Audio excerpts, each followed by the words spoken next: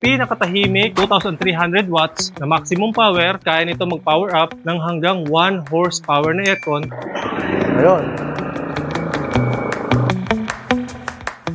Talaga namang mga ka-best buys at napakahalaga ng generator sa mga panahong ito. Lalo na nga at pagbagyuhan na naman. Narito po yung ating Philking 23i Inverter Silent Generator. Isa sa pinakatahimik, pinakamatipid, pinakamatibay at isa sa pinaka-portable na generator dito sa Best Buys Mindoro. May 2,300 watts na maximum power, 2,000 watts na rated power kung saan kaya nito mag-power up ng hanggang 1 horsepower na aircon ang mga ilaw at ref. Guys, meron tatlong light indicator para sa low oil, overload at output. IntelliGauge, volts, hertz, and time para sa reference niyo habang gumagana yung ating generator. Mahirap naman yung generator na tumatakbo siya pero hindi nyo nalalaman kung ano ba yung totoong figure na ibinabato ng ating generator na to. On and off, switch, choke.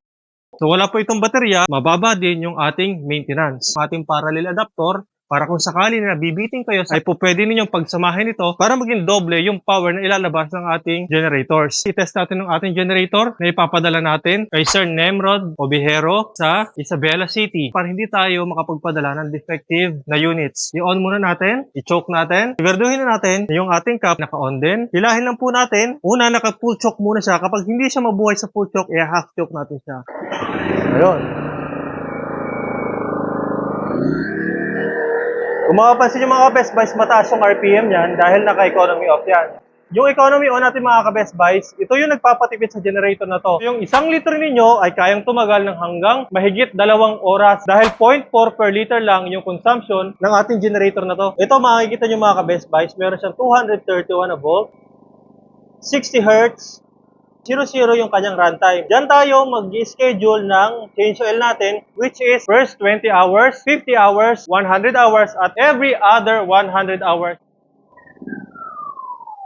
So yung ibang generator kasi mga ka-best buys ay kailangan para mga screw para tanggalin yung side panel niya. Dito napaka-easy at makikita kagad natin dito mga ka-best buys yung ating generator at yung ating inverter. Ito po yung ating inverter sa loob na to. Ito naman po yung kanyang engine. Ito po yung carburetor natin. Kadalasan nagiging problema kapag nai-stackan ng gasolina. Para hindi tayo matuyuan o mag-solidify yung ating gasolina, dapat naka-off yan. Gagamitan po natin ng screw para lumuwag. Makikita nyo mga ka-best buys na tumutulo siya, no? Kapag wala nang laman yung ating carburetor, ibig sabihin, wala nang risk, magkakaroon ng bara o maninigas yung gasolina na nasa loob ng ating carburetor. Siguraduhin natin mga ka-best buys na nakasarado yung ating switch knob para hindi magtuloy-tuloy yung pag-drain ng gasolina mula sa tanke hanggang dito sa carburetor. Yung oil naman niya mga ka-best buys is just 0.4 liter. Kaya napakadali lang i-maintain ang generator na ito at napakamura. Meron siyang markings na 10W30. Yan po ang suggested oil ng ating manufacturer na gagamitin dito sa generator na ito. Dapat nandyan lang sa may bungad. Yan po yung pinaka-test level ng oil kapag gagamitin natin at i-change oil. Wala na itong langis at wala na rin itong gasolina. Pwede na itong ipadala sa ating LDC. Maraming salamat Sir Nemrod sa inyong pagtangkilik dito sa ating Philking 23i. Para sa inyong mga orders, comments, and suggestions, ay maaari kayong mag-text o tumawag sa aming cellphone number na magpa-flash dyan sa inyong screen. Bisitahin na aming Facebook, YouTube, and TikTok for more videos. Maraming salamat mga ka-best buys. Mag-ingat po tayo palagi. God bless po.